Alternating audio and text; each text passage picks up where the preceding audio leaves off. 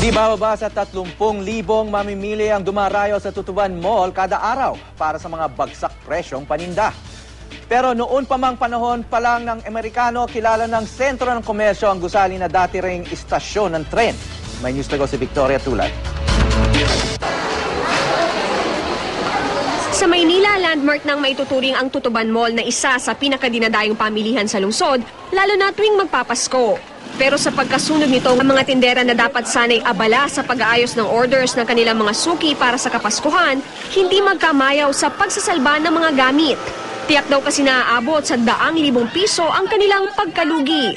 Kasi gaya po ng mga buyer namin, nagte-text po na kailangan ikunin nila yung mga pasadya namin. Paano po namin kung ganito po ang nangyari sa amin? Malaki po nawala sa amin. Talagang lahat kami nagpanik. Wala, hindi namin alam paano. Magulo pa yung mga utak namin lahat.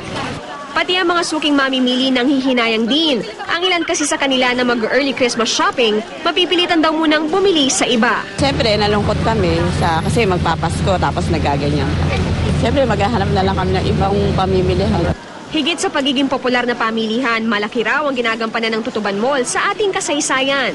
Kada araw hindi raw bababa sa 30,000 mamimili ang pumupunta dito sa Tutuban Mall dahil sa mga bagsak presyong paninda. Pero bago ito gawing mall noong 1993, ang establishmentong ito, isa rin palang train station. Sa mga larawang ito na kinuna noong panahon ng mga Amerikano, makikita ang naturang istasyon ng tren na sinimulang itayo noong 1887. Ayon sa pamunuan ng Tutuban Mall, naging sentro ng komersyo ang Tutuban dahil sa istasyong ito. Dito kasi binabagsak ang mga produktong ititinda sa Divisoria, Binondo, Santa Cruz at Quiapo. Hindi nga naglaon ginawang mall ang dating kinatatayuan ng istasyon.